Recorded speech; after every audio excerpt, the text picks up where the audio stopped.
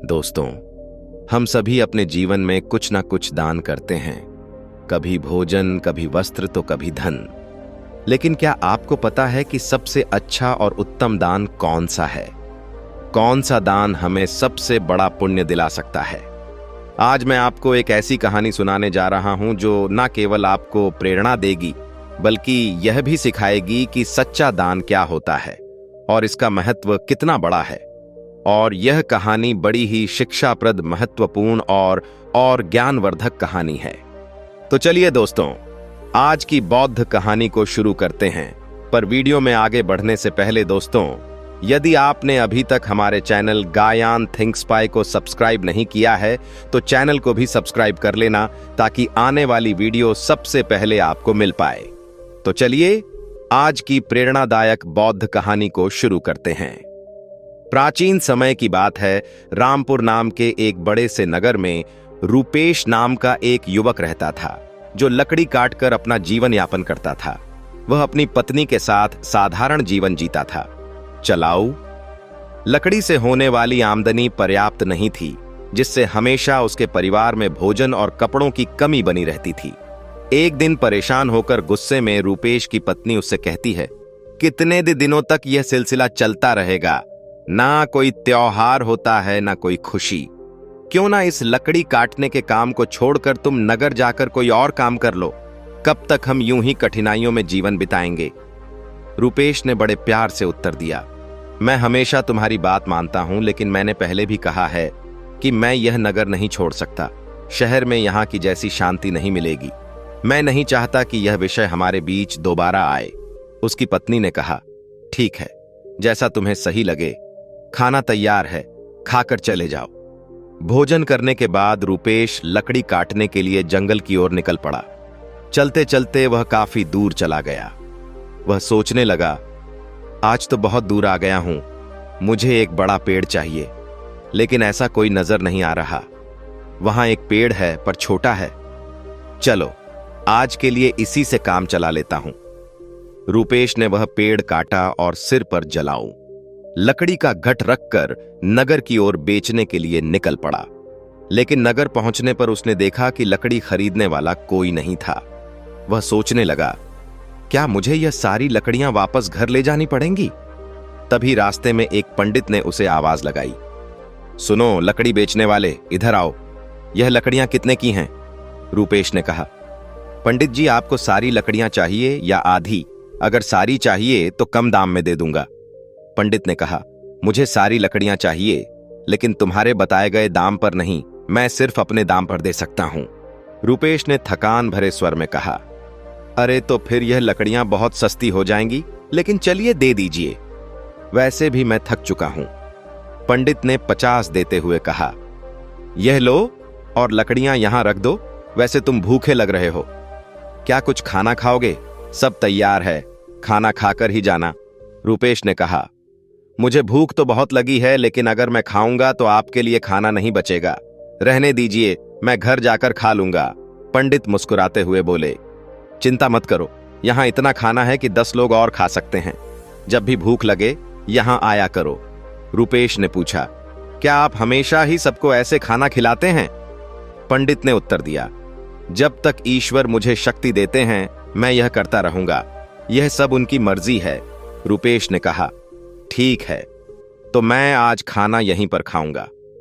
उस दिन रूपेश ने उस पंडित के घर भर पेट भोजन किया और धन्यवाद देते हुए बोला, महाराज, आप बहुत ही दयालु और नेक दिल इंसान के हैं। ऐसा अच्छा काम करने में मैं आपकी मदद करना चाहता हूं। अब से मैं लकड़ियां मुफ्त में ही दिया करूंगा। ठीक है, अब मैं चलता हूं। पंडित ने कहा, बेटा सकुशल जाओ। रूपेश ने काटी हुई सारी लकड़ियां पंडित को मुफ्त में दे दी और घर की ओर निकल गया। घर पहुंचते ही उसकी पत्नी ने पूछा, इतनी देर क्यों हो गई? क्या आज लकड़ियों का अच्छा सौदा मिल गया? लाओ पैसे। रूपेश ने उत्तर दिया, देखो सौदा अच्छा तो नहीं था, आज केवल 50 रप ही मिले थे। यह लो। उसकी पत्नी ने आश्चर्य से पूछा, क्या सच में तुम मुझे केवल 50 रप दे रहे हो? मैंने सोचा था कि आज शायद 2 गुना कमा लाओगे, लेकिन तुमने तो आधे ही दिए हैं। इतनी देर तक तुम कहां थे? क्या कर रहे थे? तब रूपेश ने कहा, मैं लकड़ियां बेचने नहीं था, लेकिन खरीदने वाला कोई नहीं मिला। फिर पास के नगर गोविंदपुर में पंडित नाम के एक विद्वान के घर चला गया। वे जो भी वहां जाता है उसी से प्यार से भोजन कराते हैं। ऐसे लोगों के लिए हमें कुछ करना चाहिए, उसकी पत्नी ने पूछा।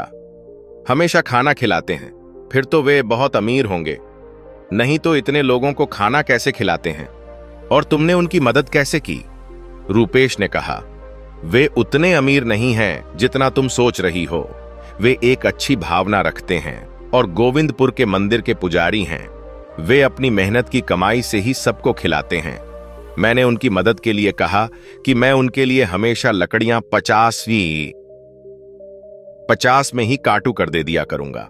उसकी पत्नी ने कहा, इतना ही काफी है, लेकिन अगर तुम 2 गट्ठर लकड़ी नहीं काट सकते तो हर दिन 50 में थे 50 में घर कैसे चलेगा? मुझे बताओ, रूपेश ने उत्तर दिया। मैं अपनी हर कोशिश करूंगा और जो भगवान की इच्छा होगी वह होगा।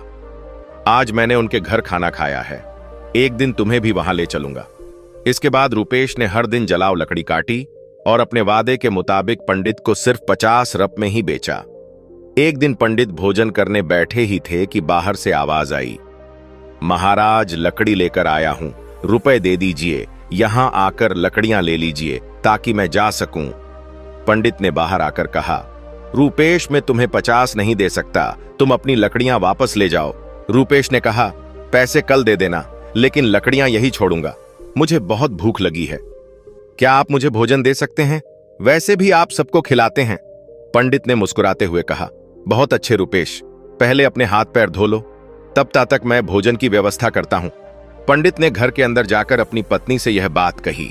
उसकी पत्नी बोली, आपने ऐसा वादा क्यों किया?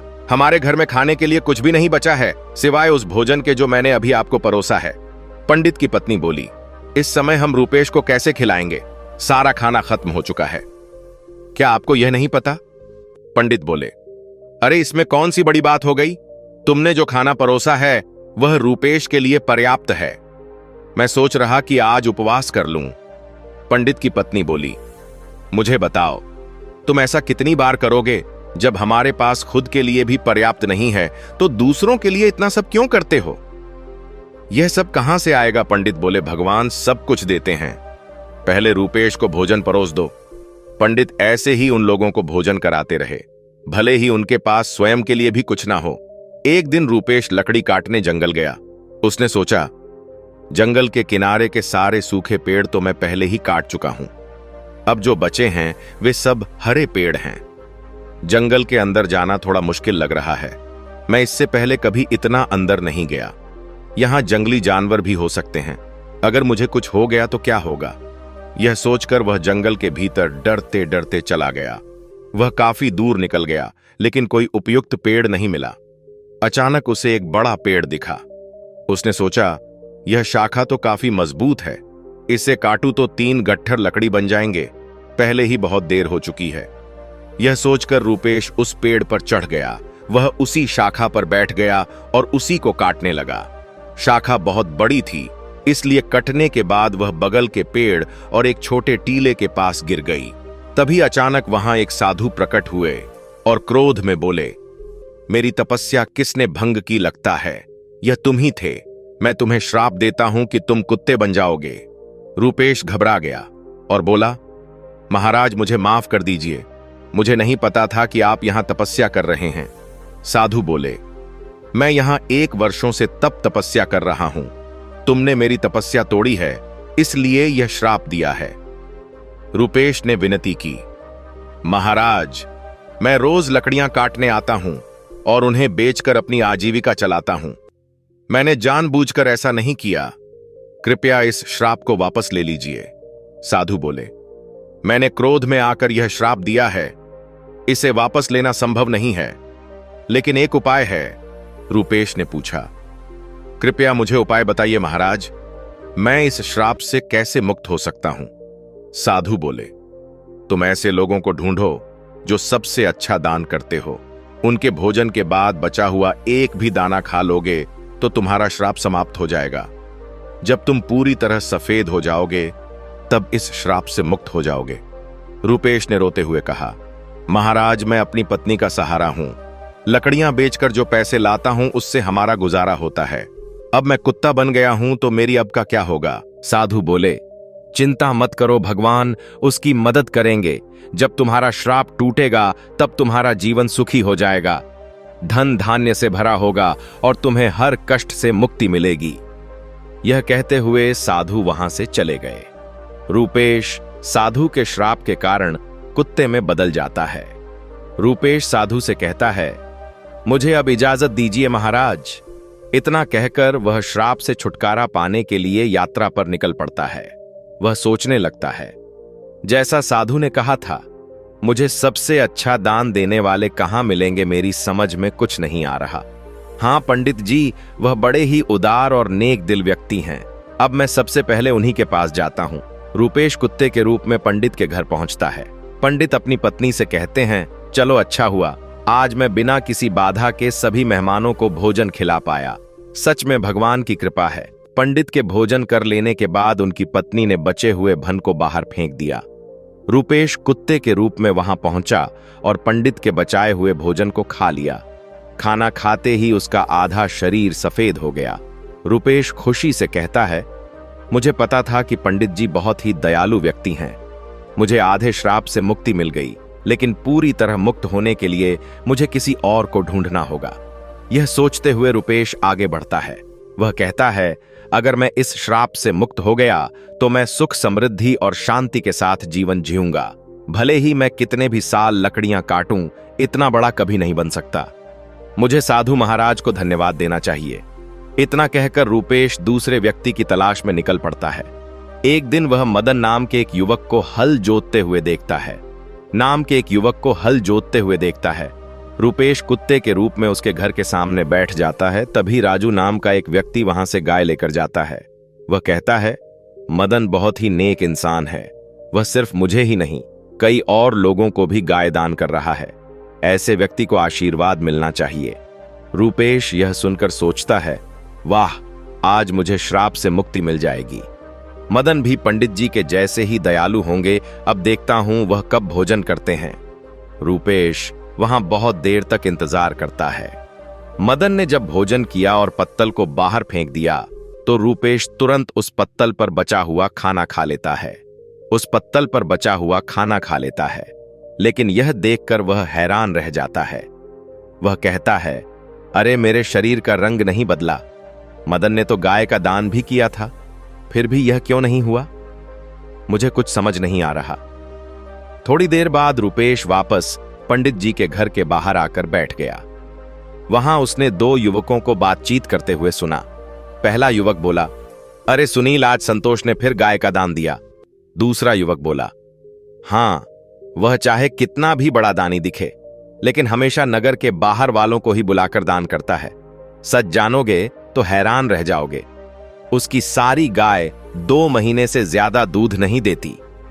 पहला युवक चौंक कर बोला, क्या अगर वह ऐसा करता है तो उसे अवश्य ही पाप लगेगा। हमारे सेठ की तरह कोई और नहीं कर सकता। वह एक महान दानी है।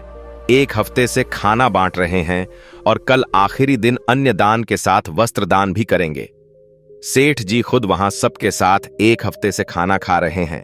कभी उनके जैसा परोपकारी देखा है? कहीं। अरे यह तो कुछ भी नहीं। उन्होंने हमारे नगर में अच्छी सड़कें बनवाई हैं, हर जगह कुएं और तालाब खुदवा दिए हैं। सच में उन्होंने हमारे लिए बहुत कुछ किया है। ऐसा धर्मात्मा मैंने कभी नहीं देखा। यह बातें सुनकर रूपेश बहुत खुश हुआ। उसके मन में विचार आया, चलो अब तो तय है कि मुझे मेरे श्राप से मुक्ति मिल जाएगी। मुझे तुरंत सेठ जी के पास जाना चाहिए। वह राजमहल में नहीं बल्कि लोगों के साथ खाना खा रहे हैं। इस अवसर का लाभ उठाना चाहिए। अगले ही दिन रूपेश उस जगह पहुंच गया जहां सेठ जी भोजन करा रहे थे। वहां उसने सेठ को कपड़े बांटते हुए देखा। वह सोचने लगा, सेठ जी कितने महान हैं। वह भोजन देने के साथ साथ सभी को वस्त्र भी बांट रहे हैं। मैं जिन अच्छे लोगों को ढूंढ रहा था, निश्चय ही यह वही व्यक्ति है। मुझे उनके भोजन के बाद इंतजार करना होगा। सेठ जी के भोजन करने के बाद सैनिक उस पत्ते को बाहर फेंक देते हैं जिसमें सेठ ने खाना खाया था। यह देखकर रूपेश वहां गया और उस पत्ते में से बचा हुआ खाना खा लिया। लेकिन यह देखकर वह चौंक गया। उसने कहा, क्या इतने महान दानी सेठ जी का भोजन करने के बाद भी मेरा रंग नहीं बदला? यह श्राप तो किसी दूसरी वजह से लग रहा है। मुझे तुरंत उस साधु के पास जाना चाहिए जिन्होंने मुझे यह श्राप दिया। रूपेश उस स्थान पर पहुंचता है जहां साधु मौजूद थे। वह साधु को प्रणाम करता है। साधु उसे निराश देखकर पूछते हैं, क्या हुआ रूपेश? ऐसा लगता है कि तुम्हें अभी तक केवल एक ही सही व्यक्ति मिला है। तुम्हारा केवल आधा रंग ही बदला है। क्या तुम्हें और कोई नहीं मिला? श्राप मिले हुए भी काफी समय हो गया। रूपेश कहता है, मुझे तो शक है। पंडित जी का खाना खाकर मैं आधा फे हो गया। इसके बाद मैंने उनसे भी बड़े दानी लोगों को देखा, लेकिन उनके खाने का कोई असर नहीं हुआ। साधु थोड़ी देर रुककर बोलते हैं, इसमें आश्चर्य की बात नहीं है। उनके कर्मों का वास्तविक स्वरूप जानना जरूरी है। रूपेश जवाब देता है, इसके अलावा हमारे नगर के सेठ बहुत धर्मी हैं। एक हफ्ते तक सेठ ने सभी को भोजन कराया और वस्त्र भी बांटे। इतने धर्मप्राय व्यक्ति द्वारा खाया हुआ भोजन खाने के बाद भी मैं श्राप से मुक्त नहीं हो पाया। इसमें कुछ रहस्य जरूर है। रूपेश ने साधु से कहा, मुझे कुछ समझ नहीं आ रहा है। महाराज कृपया आप ही बताइए। साधु ने कहा, रूपेश, जिन जिन लोगों को तुमने देखा उनमें से किसी का दान सच्चा दान नहीं था। मदन ऐसी चीजें दान कर रहा था जिनकी उसे कोई जरूरत नहीं थी। अगर उसे उनकी जरूरत होती तो वह उन्हें कभी दान नहीं करता, और सेठ जो कुछ भी देता है उसे दान नहीं माना जा सकता, क्योंकि वह खुद नहीं कमाता। वह तुम्हारे जैसे लोगों द्वारा दिए गए कर्ज के मुनाफ का उपयोग राज्य के लोगों पर करता है। साधु ने आगे कहा, कल के दान में जो भोजन और वस्त्र बांटे गए वे भी कर्ज के मुनाफे से ही आए थे। इसीलिए सेठ द्वारा किया गया दान दान नहीं माना जाएगा। वह सिर्फ लोगों का पैसा लोगों पर खर्च कर रहा है। ऐसे में राजा के भोजन का तुम्हारे श्राप पर कोई असर नहीं हो सकता। समझ लो, सही दन वही था जो पंडित ने भूखे को भोजन देकर किया। भले ही उन्होंने खुद नहीं खाया, लेकिन उनका दान से श्रेष्ठ था। इसीलिए तुम्हें और प्रयास करना होगा। तुम श्राप से मुक्ति के करीब हो। रूपेश ने कहा, समझ गया महाराज, धन्यवाद। उदास मन से रूपेश वहां से चल पड़ा। उसने सोचा, बाप रे, कितनी दूर आ गया हूं। बहुत भूख लगी है। अच्छा होगा कि पास में कुछ खाने को मिल जाए। तभी उसने देखा एक किसान घड़े में पानी लेकर जा रहा था। पास में खड़े दो युवक आपस में बातें कर रहे थे। उस किसान को देख रहे हो? वह रोज इस धूप में इस पानी से भरे मटके से यह से गुजरने वालों को घड़े में से पानी पिलाता है। वह बूढ़ा आदमी 90 साल से अधिक का लगता है, पर फिर भी उसका काम काबिले तारीफ है। थोड़ी देर में किसान ने खाना निकाला और खाने लगा। भूखे रूपेश को देखकर किसान ने अपने भोजन में से कुछ लिया और उसे दे दिया। जैसे ही रूपेश ने वह भोजन खाया, उसका श्राप समाप्त हो गया और वह वापस इंसान बन गया। उसने किसान को धन्यवाद दिया और खुशी खुशी वापस लौट आया। उसने सोचा, सचमुच दान कभी छोटा या बड़ा नहीं होता। भूख मिटाने वाले पंडित और प्यास बुझाने वाले इस किसान जैसा होना ही सच्चा दान है। सबसे अच्छा दान वही है जो अपने स्वार्थ के बजाय दूसरों की मदद के लिए किया जाए। चलते चलते रूपेश अपनी पत्नी के पास नगर पहुंच गया और खुशी से रहने लगा। उधर पंडित ने इतना दान कर दिया था कि उनके पास खाने को भी कुछ नहीं रह गया था। जब उसकी पत्नी ने उसे कहा, पास के नगर में एक राजा रहते हैं जो पुण्य को खरीद लेते हैं। आप उनके पास जाकर अपना कुछ पुण्य बेचकर पैसे ले आइए ताकि हमारा काम चल सके। पंडित ने पहले तो मना कर दिया, लेकिन पत्नी के बार बार कहने पर वह जाने को तैयार हो गया। उसकी पत्नी ने उसके खाने के लिए 4 रोटियां बना दी। पंडित अपने घर से चल दिया। जब वह नगर के समीप पहुंचा तो उसने एक तालाब देखा। वहां स्नान आदि कर्मों से निवृत्त होकर वह रोटियां खाने के लिए बैठा ही था कि एक कुतिया उसके सामने आ गई। कुतिया ने जंगल में बच्चों को जन्म दिया था। 3 दिन से कुतिया और उसके बच्चे भूखे थे। भारी बारिश के कारण वह बच्चों को छोड़कर कहीं जा भी नहीं सकती थी। पंडित ने कुतिया को भूखा देखा तो अपने भोजन में से एक रोटी उसे दे दी। कुतिया ने रोटी खा ली। फिर उसने दूसरी रोटी दी जिसे कुतिया ने खा लिया। इस तरह पंडित ने एक एक करके अपनी चारों रोटियां कुतिया को खिला दी। कुती तृप्त हो गई, लेकिन पंडित खुद भूखा रह गया और वहां से चल पड़ा। पंडित राजा के पास पहुंचा और कहा, मैं अपना पुण्य बेचना चाहता हूं। राजा ने कहा, आप दोपहर के बाद आइए। राजा ने अपनी पत्नी से पूछा, एक विद्वान यहां आया है जो अपना पुण्य बेचना चाहता है। तुम्हारे अनुसार उसके पुण्य में से कौन सा पुण्य सबसे बड़ा है जिसे मैं खरीदूंगा? संगीत। लीजिए, जो आज उसने जंगल में एक बच्चों वाली कुतिया को रोटी खिलाकर कमाया है, वही पुण्यम अच्छा है। पत्नी की यह बात सुनकर राज पंडित के पास गया और बोला, आप कौन सा पुण्य मुझे देंगे? पंडित बोला, आप कौन सा पुण्य लेना चाहते हैं? राजा ने कहा, आज आपने जो यज्ञ किया, हम उसी का पुण्य लेना चाहेंगे।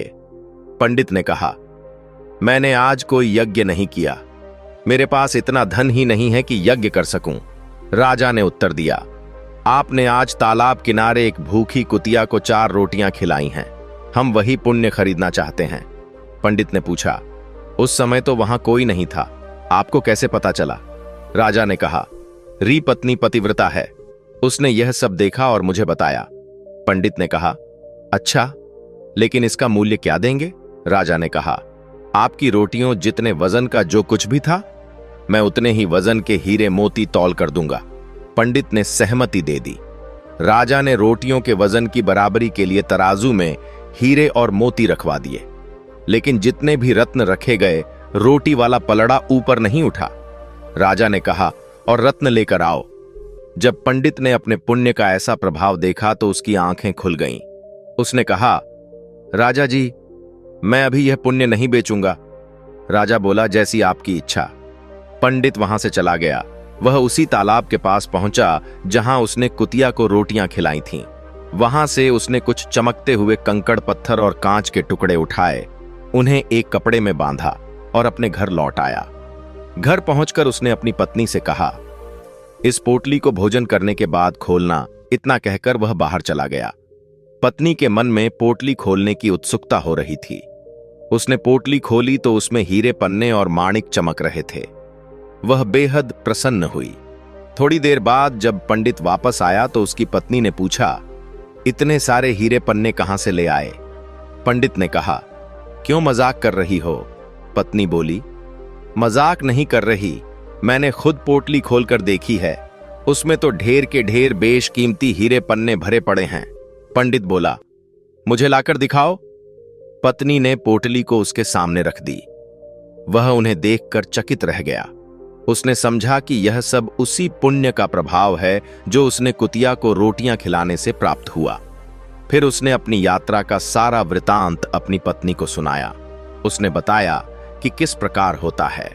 राजसी और तामसी दान का फल सीमित एक भूखी कुतिया और उसके बच्चों को रोटियां देने के कारण यह चमत्कार हुआ। उसने यह भी कहा कि यह सब भगवान की कृपा और दया का ही परिणाम है। पंडित ने अपनी पत्नी से कहा, यह भगवान का संदेश है कि जरूरतमंद की मदद करना सबसे बड़ा पुण्य है।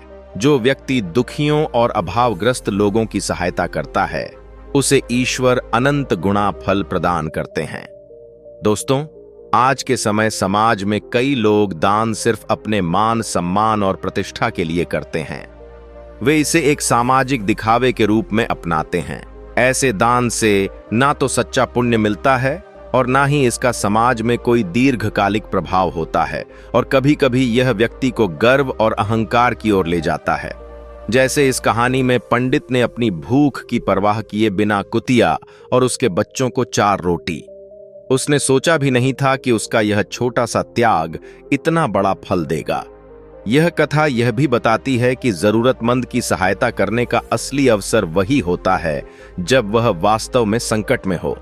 आपदा के समय दिया गया थोड़ा सा सहयोग भी अनमोल हो सकता है। यह न केवल पीड़ित व्यक्ति के जीवन को बदलता है, बल्कि दाता के जीवन में भी सकारात्मक परिवर्तन लाता है। दान का उद्देश्य मानवता को प्रोत्साहित करना और समाज को जोड़ना है। जब कोई व्यक्ति त्याग की भावना से प्रेरित होकर दान करता है, तो वह अपनी आत्मा को शुद्ध करता है। यह त्याग मनुष्य को अहंकार से मुक्त करता है और उसे ईश्वर के समीप ले जाता है। इस कहानी में पंडित का अनुभव यह सिखाता है कि भगवान की कृपा से छोटे छोटे कार्य भी महान फल दे सकते हैं। कंकड़ पत्थर भी भगवान की कृपा से हीरे और माणिक बन सकते हैं। यही संदेश है कि सच्चा पुण्य त्याग और निस्वार्थ सेवा में है। हर मनुष्य को यह प्रयास करना चाहिए कि वह अपनी क्षमता के अनुसार जरूरतमंदों की मदद करें। अनाथ, विकलांग, विधवा, भूखे और प्यासे लोगों की सेवा करना ही सच्चा धर्म है। इसी से समाज में शांति और समृद्धि आती है। दोस्तों, आपने इस कहानी से क्या सीखा? कमेंट करके अवश्य बताएं। अगर कहानी अच्छी लगी हो तो लाइक शेयर करके चैनल को सब्सक्राइब जरूर करें। मिलते हैं अगली वीडियो में एक और कहानी के साथ। धन्यवाद।